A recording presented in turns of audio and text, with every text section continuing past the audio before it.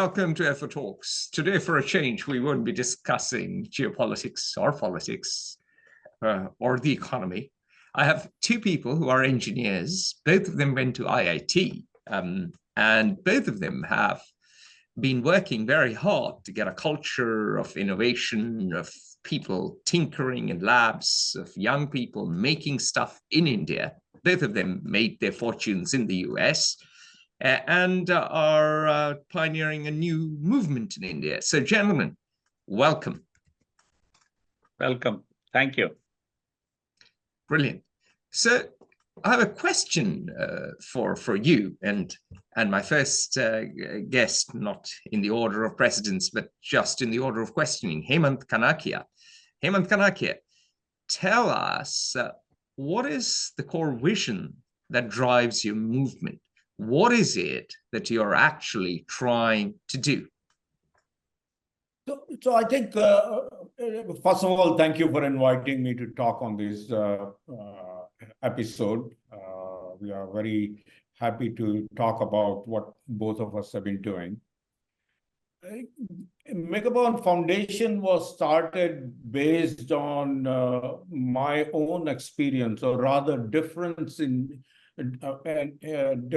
experiences educational-wise in what I got at IIT Bombay and what I got at Stanford University. I think the IITs were started maybe about 50 years ago with the help of a variety of foreign institutions advising them. But the IITs have remained stuck or frozen in terms of a pedagogy they use, as opposed to places outside, say like MIT and Stanford and Cambridge, have started changing and have now actually given a lot more emphasis on experiential learning, learning by doing projects. It's less theoretical, whereas Indian institutions have become very theoretical. You rarely end up having graduates who have learned how to build an entire system. So they are great theoreticians, but they are not great engineers. And that was the motivation for us to start this foundation. Our vision is to basically focus on not only just the top tier, but also the middle tier of the pyramid, I would say, and bring up the education level, modernize their pedagogy, so that the students learn how to make things, students learn how to be inventive, and they develop soft skills. For instance, the ability to think clearly, solve problems which have not just one solution, and be able to communicate. So that is our core vision. We want to change the reform the engineering education in India. So you want Indians to be able to actually build stuff, to become better engineers, correct? And to be able to be creative, and to be able to work in teams, to be able to communicate. Would that be a summary? That is a good summary. I think that's exactly what I think you said it much better than I did in a very long answer. No, not at all. Not at all. So what is the landscape of innovation? You probably know I interviewed the former MIT professor, Chintan Vaishnav, with whom I suspect you've worked, who's also trying to bring in innovation in India. He's working in Niti Aayog, the descendant of the Planning Commission, the descendant of the Soviet Planning Commission, which is always headed by the IS, by an IS officer, the great villains of India. But anyway, what is the landscape of innovation in India in a nutshell? I think that is a very good initiative. A bit of an history there may sort of shed light on it. We started this makerspace building activity about 7 years ago at IIT Bombay. And that point in time, we talked to the IAS officer in charge of the technical education at the Ministry of Education. And he was in the central government. Yeah, in the central government. Yeah. And he was so enthused about what we are doing that he decided he's going to have a mission put together to actually do, and he called it an Atal tinkering for the school children. Yeah. And so they went out and disbursed the amount to, I think, something like 1,000 schools across the country. And then I think after a while, they also added an innovation component to it. So in a sense, it is doing what we are doing, except that they are focused, as far as the tinkering is concerned, they are focused on the K-12 kind of educational institutions. And the innovation mission, I think our government is good at assigning and allocating money. They're not good at monitoring the outcome or keep on seeing that it performs well. So no, but you didn't answer my question. Sorry, Hemant. What is the landscape of innovation? Because that's a very specific question. Do Indians innovate? If so, how? There are lots of startups appearing too, in many parts of the country. There is a lot of innovation, people say, that goes on in villages. People are inventive in coming up with solutions for agriculture. So what I want from you is, how does innovation happen in India? Does it happen inside or outside the institutions? And what is it that you are trying to do by bringing it into the fold of, say, the IITs and the engineering institutions? So I think that's a very good question. And in terms of an innovation that's happening in India, I would say that what goes as an innovation is mostly driven by people who want to do a startup. And in a sense, people confuse the innovation with an incubation of companies. And a lot of what they call innovation centers are mostly incubation things. What we are doing is somewhat different in a sense that we are teaching students how to innovate. Innovation is a skill set that anybody can learn. Whether you use that as an engineer in a big corporation to come up with new products, or you use it to have your own startup. Question, I'll stop you. Is there a lack of innovation amongst Indian children because of, let's say, a colonial education system, a rote-based learning system, and a fixation with examinations? And is that what you're trying to change? Maybe I can elaborate a little bit. Yeah. Welcome, Ruinton. Ruinton Mehta, our second guest, not in the order of seniority or importance, of course, but in just simply precedence in the order of speaking. Thank you very much, Atul.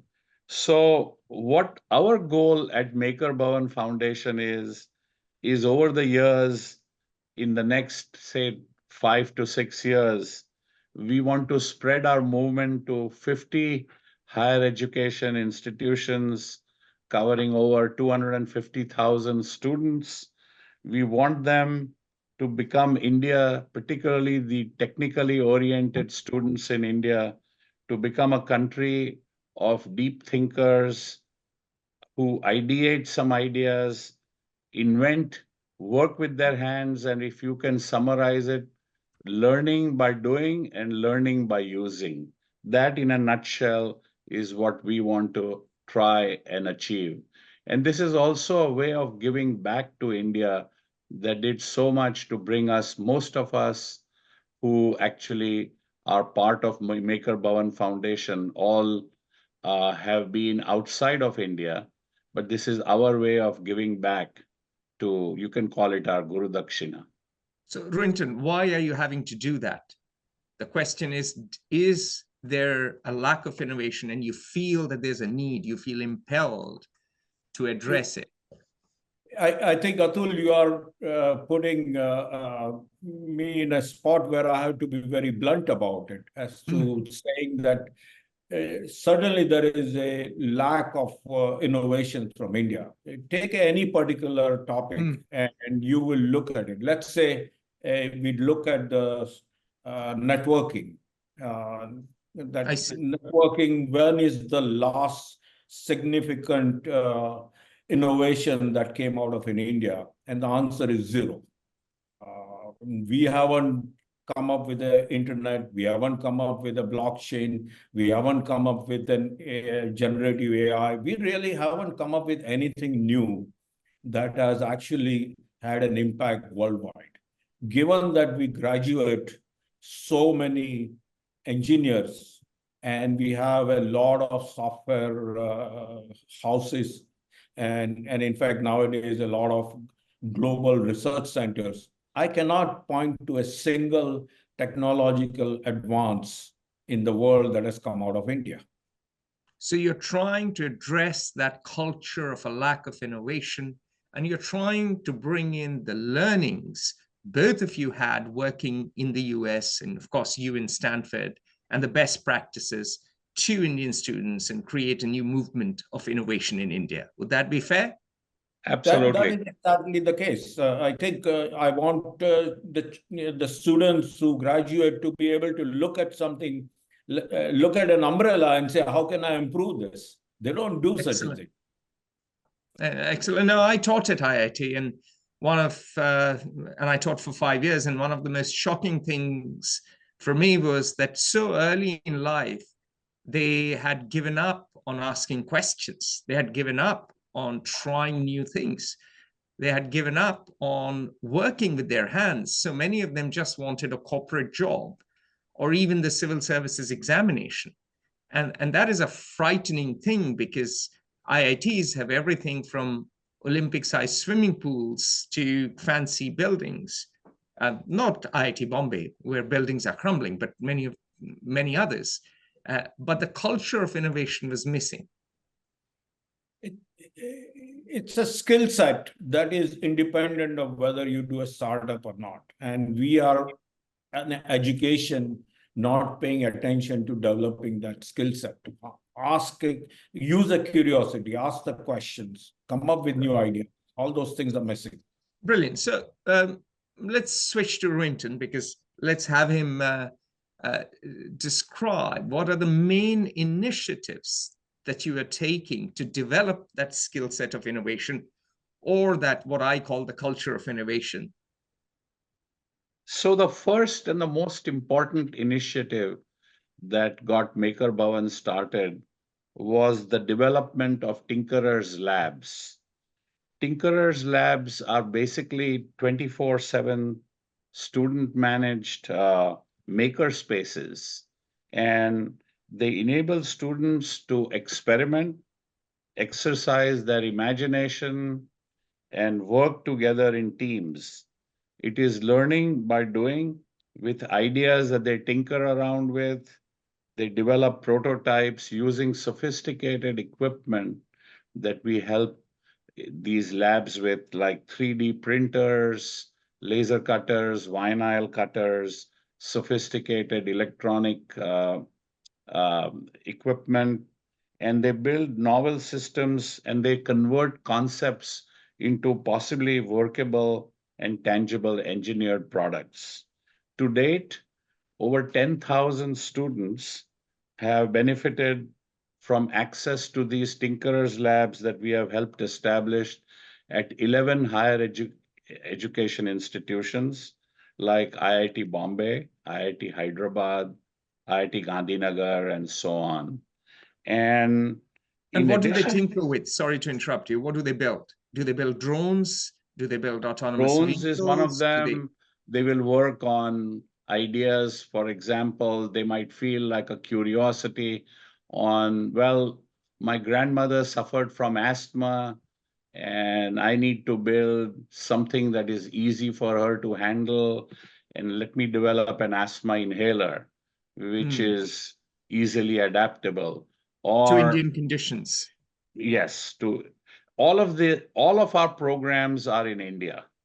100% of our No, programs I are understand that, but they are tailored for Indian conditions. That's what's tailored for Indian conditions, correct.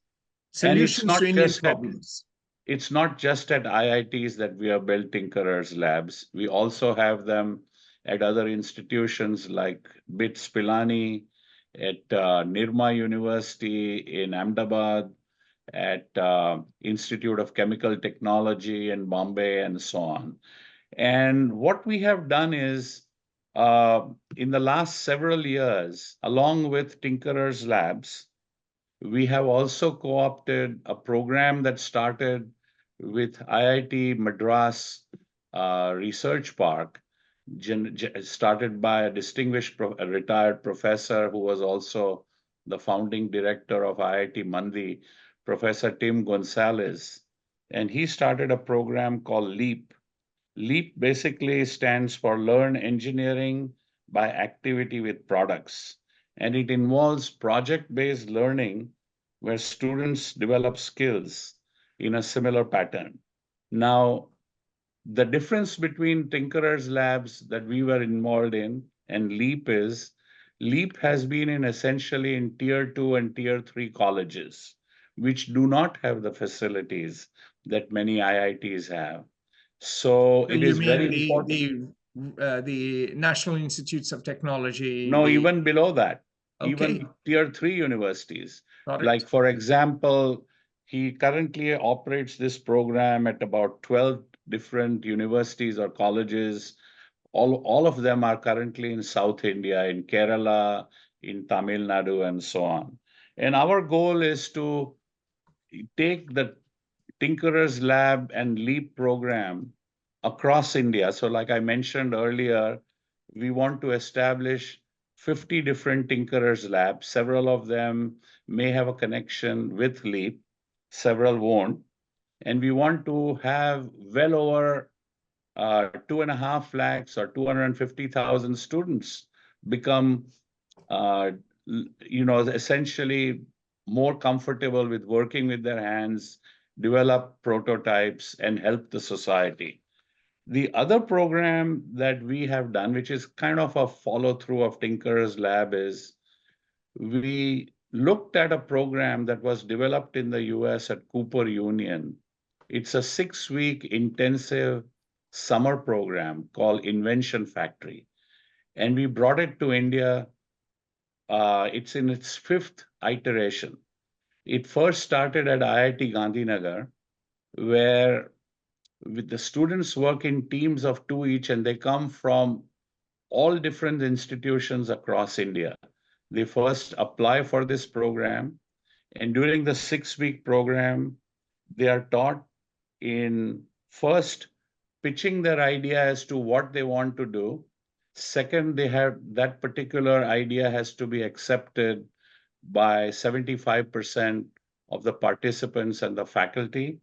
And then they work on developing a prototype which actually works, and they continually improvise it over a 6-week period. At the end of the 6-week period, they pitch to a panel of judges, and they are awarded first, second, and third prize. To give you an idea, this year we had 720 applications, and we actually selected a total of 60 students to work in teams of 2 each.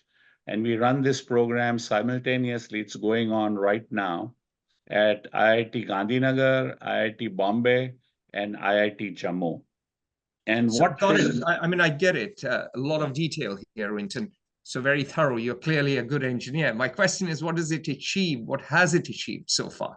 What it has achieved is that more than 74, there have been 104 provisional patents that have been terrific. issued. Yes. That is a provisional patent application in the US and India. Several of them have had such great utility value that many commercial companies have approached these student teams to try and see if they can license or adapt that. The difficulty that we are finding, not just here in our program in India, but also when it was run at Cooper Union, is these students are undergraduate students in their 2nd and 3rd year. I see. So as soon as they graduate after their fourth year, many of them are looking on at taking up a job or so on. Yeah, that's So the number of understandable. students who will do a startup from this is still relatively new. And we are trying to bridge that gap by trying to develop an industry associate program so that we can take some of these top students who are Yeah, intensely interested and place them in an industry where they can very, continue with this work. very Some of interesting. the So you're other building. programs that we Yeah, run, maybe maybe I can add some color to what Ron was talking about. I just came back from a program where a team of two had come up with a improvement on the mango picking machine. No, their rationale for doing that was that 45% of the mangoes in the world are produced in India, and there is a 15% wastage while they take the mango off the tree. And our instrument was meant, and it's a very simple instrument.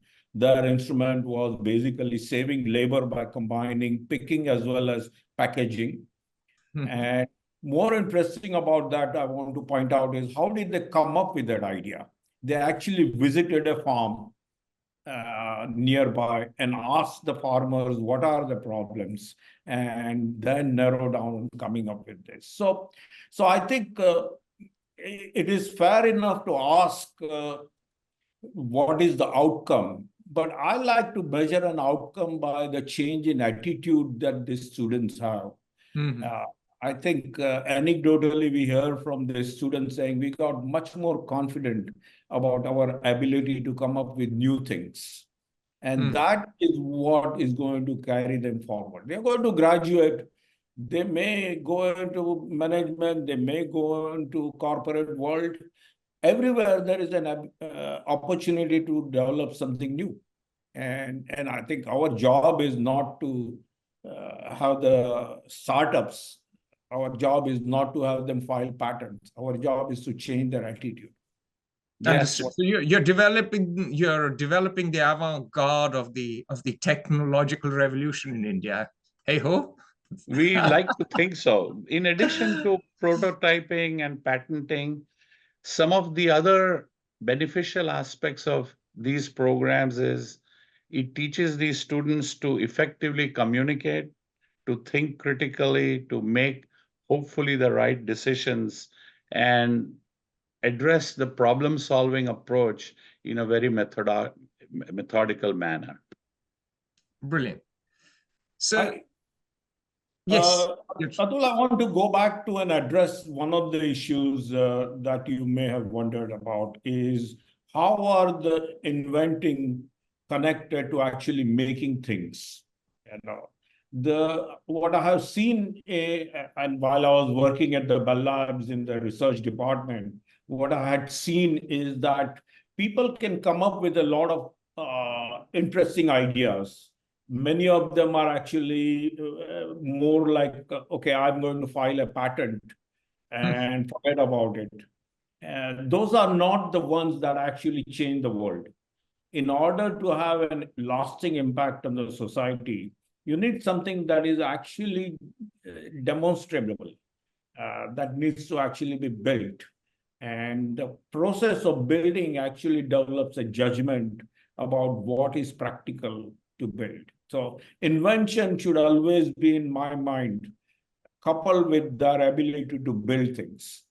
Just I mean, that is, if I may interject, that is the German tradition, and MIT and Stanford were built on that German tradition. In fact, the motto of Stanford is German. If I remember correctly, it is Der Wind die Freiheit Luft or something like that. I may be wrong, but the wind of freedom blows.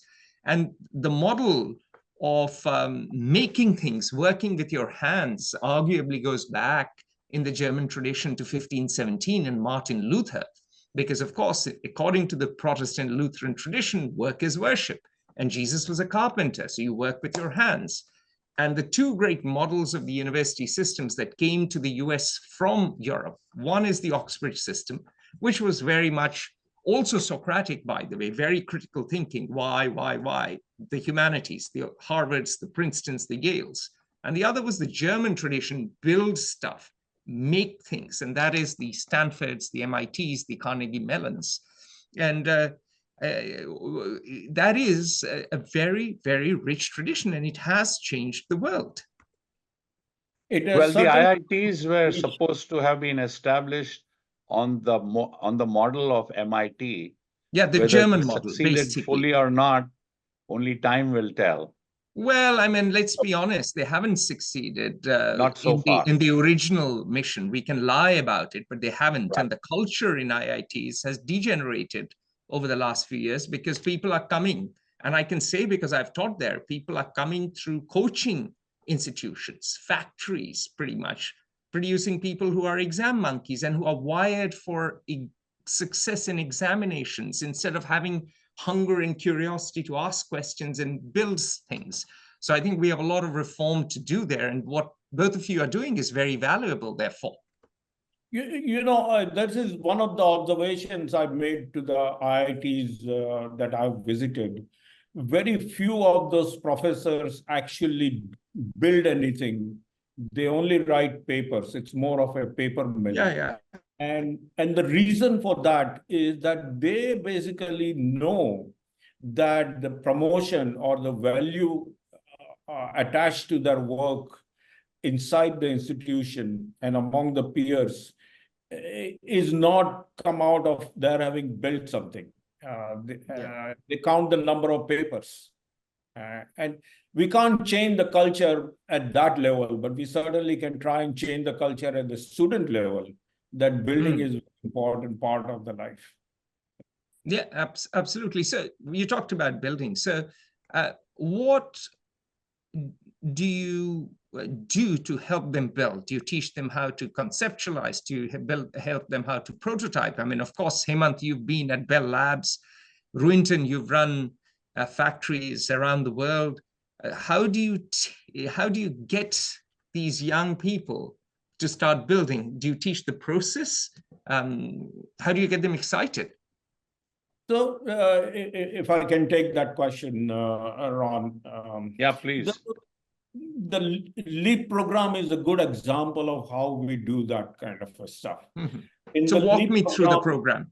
In the LEAP program, we have first-year students are basically exposed to doing a reverse engineering of the products, as well as building a small prototypes.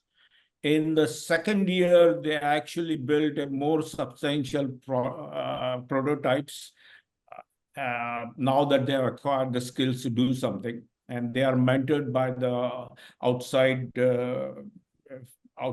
mentors we bring in, as well as by the faculty. And in the third year, we actually have an industry-provided problems that they actually work on to actually build things. So progressively, the complexity of what they are attempting to build goes up. Raising the bar. Right. And in the fourth year, we basically ask them to say, go find a socially relevant problem for which you would actually build things. And so there is a gradation that works. This was a program that was done by the Professor Timothy Gonsalves when he was a founding director of IIT Mandi. He changed the entire 4-year curriculum of that IIT. And now he's taking the experience of doing that and imparting to the second and third year colleges. We have supported him fully through the Maker Bhavan Foundation. His goal is to go to 200 colleges all over the India and affect the 10% of the engineering students who graduate every year. And that's a very, I would say that's a very commendable goal if we can achieve that. I see. So much so for the process. Tell me, we've talked about your impact. We've talked about why you're doing this. Tell me, how do you fund it? Are both of you funding it through your own fortunes, or do you have government backing now? How are you taking this movement forward? I will take this question because Hemant he may not want to. Hemant was the founder and promoter for Maker Bhavan Foundation. And he has been extremely generous with a significant amount of, I would say, without getting into actual numbers, a 7-figure amount to help kickstart Maker Bhavan Foundation. And he was able to then attract, based on what he had done himself, to have a whole bunch of other, mostly I would say they are IITians. In fact, almost all are. Yeah. People like me and Raj Mashruwala and Avinash and Sudarshan Saraf and Shaibal and others from different IITs, not just IIT Bombay, but primarily I would say a large number from IIT Bombay. And because we are very passionate in helping out, so far the funding has come entirely from donors. But we are And trying. these are donors largely based in the US, or now you I have would say Indian champions too? Almost 90% are based in the US. Now we are making some inroads, and we are a nonprofit US foundation. In parlance of IRS, we are a 501c3, and we operate in India through a series of grant-making operations. And we also are trying to get the funding through CSR. So we do have a very... CSR, most viewers are global. They will not understand. CSR is corporate social responsibility in India. There's a law that enjoins companies to spend 2%, if I'm correct. That's right, 2 or 3%. That is 2% of their profits. Yeah, net profits. The net profits, yes. On corporate social responsibility. Correct. And some companies, particularly like Tata, have spent on projects, and I suspect that might be a rich source of funds for you. So far, we have not been able to tap that to the extent that we would like to, but we are very confident, because when we run these programs like Invention Factory or Tinkerers Labs and Vishwakarma Award for engineering innovation, we bring in judges who are industry leaders, and they get exposed to it and they say, wow, this is something unbelievable. Maybe we should help. So you just mentioned 3 things. So we've talked about what are Tinkerers Labs. We've talked about Innovation Factory a little bit. Invention Factory. And you've thrown in Vishwakarma Award. So very quickly, so that our listeners and viewers don't get entirely confused by the terms you're using, explain each of them in a minute. Again. Well, Tinkerers Lab is essentially a 24/7 student-run lab where they learn to work with their own hands, develop their own concepts into a So basically, in a nutshell, it's a space they can come, play around, tinker with, build stuff. Good, done. Move on. Invention Factory is a 6-week intensive program in inventing, developing a prototype, pitching, and getting a provisional patent application. Vishwakarma Award for Engineering Innovation is an annual thematic challenge where we encourage talented students to build innovative prototypes that they can rapidly develop and have impact. And we pick themes. For example, last year and this year, we had 3 main themes: water and sanitation, clean technology, and smart mobility. So we had like over 200 applications. We narrowed it down to 35. We funded partially some of them and matched them with mentors who are domain experts. And then we further selected down to 10 who were then able to pitch their prototypes. And understood. So depending this is a bit like American technical challenges. DARPA does these. yes, Others do it, and you've taken this process and you've implemented it in India. Vishwakarma, as you know, is a This is the Sanskrit great. term. But Yeah. yeah, he's in mythology. He's the god who builds stuff. You know, he is very much the builder. Yeah. You know, Well, unfortunately, due to the caste system, and unfortunately due to decades of colonization, Indians have developed, especially upper class Indians and upper caste Indians, have developed an aversion to working with their hands, because of course the Brahmins didn't, the Rajputs didn't, and of course if you were in the Delhi Sultanate or the Mughal Empire or even the British Empire, you had to be a Sahab. If you're a revenue collector, you were important. If you were a judge, you were important, and you had servants do the dirty work. And so in a way, what you're doing is very valuable because it is changing centuries-old culture. In fact, the two of you need a Martin Luther who brings about a Protestant Reformation type revolution in India, wherein work becomes worship and people work with their hands again. we Indeed. also have actually rolled out another entity within Maker Bhavan called Center for Essential Skills, where we have developed active learning-based pedagogy for full semester-long courses in effective communication, problem-solving, critical thinking, decision-making, and basic financial literacy. The communication one has been adapted as a mandatory course for the first-year students at IIT Gandhinagar. And we see a great deal of improvement once these students have taken these 2 semester long. And I think you participated in a intense version about 2 years ago at IIT Gandhinagar in communications. Well, I mean, yes, certainly.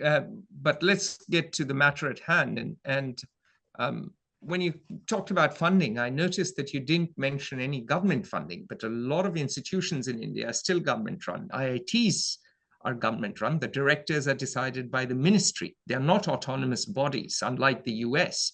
So any reason I have my you're own avoiding... strong opinions, so I will let Hemant answer that. Yeah, my question, I haven't finished. My question is, are you avoiding government funding for a reason, and how are you finding working with government entities?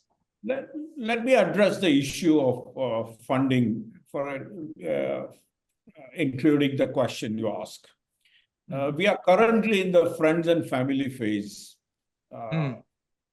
Our ambitions of how we bring about the change expanded over the years, and now at a stage where we need to leverage the money that we have put in ourselves with the corporate sponsorship of some kind or other. Yeah, CSR corporate social responsibility path that Ruinton mentioned. And I foresee myself actually also going in the next stage after that to also go to the government and actually motivate them to put in money. And this would be both state and central governments, or only the central government? I'm certainly open to both. As you know, education is a concurrent subject, both state and center. That's why I asked. Yeah. And we will go to both of them. What happens with the government is that it is a lot easier to define your program as a public-private partnership, that they would put in some amount of money, we would put in money, we'll bring in the management experience and managing the program. And that's the direction that we will probably be moving in, both for the invention side as well as for the tinkering side. I've been in touch with the Chintan and Atal Innovation Mission guys. They can bring, government is very good at expanding and throwing a large amount of money. For them, putting in a 500 crore rupees to work is the minimum they need to do. Yeah, which is more than, how much would the 500 crores be? Would be in dollars? In dollars, it would be divided by 8. So that would be about 15 million or so. That's the minimum kind of a thing they do. No, not 15. 15 billion, I suppose. Yeah. So you are the mathematician, you are the engineer, not me. So it's if we are talking 150 crore is 20 million US dollar, roughly. So the thing is, that's the minimum they would want to put into things.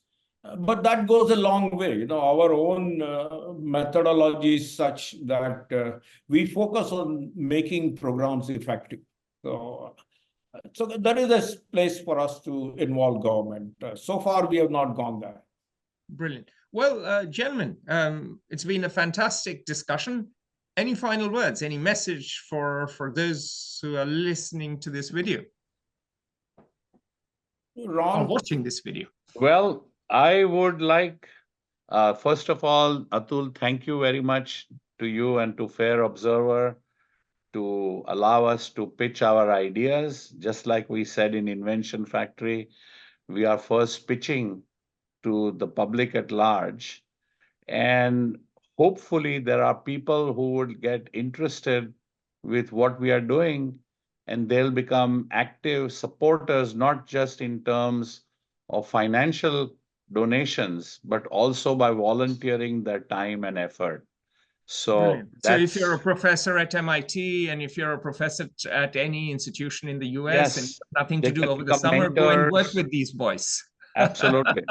Which is what we do. We bring in 2 professors from the US. No, you could scale it up. Yeah. Right. Brilliant. Right. Great.